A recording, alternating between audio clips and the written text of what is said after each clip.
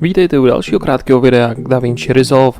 Dnes si ukážeme, kde sehnat zvukové efekty a ako si naimportovat Sound Library do DaVinci. DaVinci totiž z verzí 16.2 vydala možnost importovat hudební banku s efektama do DaVinci Resolve, která je v podstatě zdarma a můžete ji kdykoliv použít. Na stránce blackmagicdesign.com v záložce Support zaskrolujete směrem dolů a v posledních downloads najdete Blackmagic Fairlight Sound Library. Vyberete si svůj operační systém, vyplníte krátkou registraci, proklikáte se dál a následně se vám stáhne do počítače odkaz. Ten je na instalační balíček. Má název Blackmagic Fairlight Sound Library Windows a tak dále. Ten je potřeba jednoduše někam jako kdyby nainstalovat. Aby jsem upresnil, původně se stáhne v zip souboru alebo v RAR souboru, takže ho rozbalíte a pak proběhnete instalaci. Já jsem ji už udělal, takže si ho někde nainstalujete. Pak zapnete DaVinci Resolve a na kartě Edit nebo Fairlight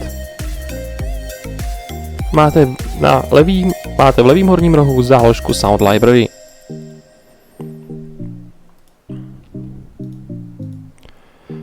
Tu si zapnete. Tady uprostřed bude Add Library nebo rozkliknete 3 tečky a následně si najdete složku, kde jste si nainstalovali soubor od Blackmagicu. Stačí vybrat složku, nemusíte do ní nějak vcházet a dáte vybrat složku. Chvíli počkáte, všechno se naimportuje. Může se vám stát, že v podstatě neuvidíte nic tady na té levé straně. Pokud chcete hledat nějaký zvuk, tak jednoducho napíšete nějaký slovo. Pokud chcete všechny, co vám asi jenom teď ukážu a v praxi to používat nebudete, dáte například 3 hvězdy. Hned se vám tady objeví různý zvuky. Dvojklikem je přehrajete. A tady vidíte celou databázi asi 500 zvuků.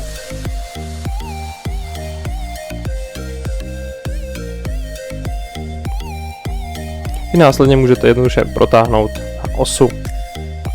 A nebo si je nechat v horním okně a ještě upravovat.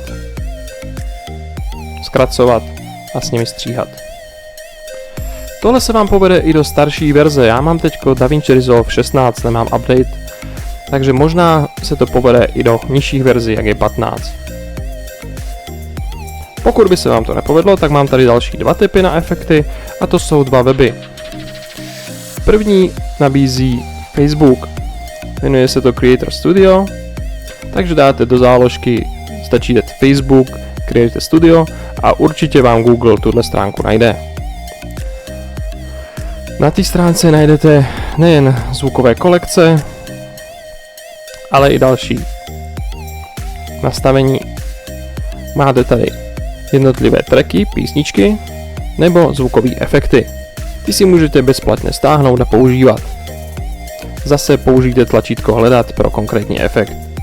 Nebo si můžete využít už některou z kategorií podle toho, jaký styl hudby hledáte. Link bude v popisku videa. Druhým typem je BBC Sound Effects. Jedná se o web, kde byste měli najít další zvukové efekty. Ten bohužel v poslední době trošku nefunguje, ale koukněte na to taky. Znovu do Google BBC Sound Effects. Doufám, že vám tohle krátké video pomohlo. Pokud byste měli zájem o další krátké videa, najdete jich na mým kanálu, takže se nestyďte, potvrďte odběr nebo dajte like videu.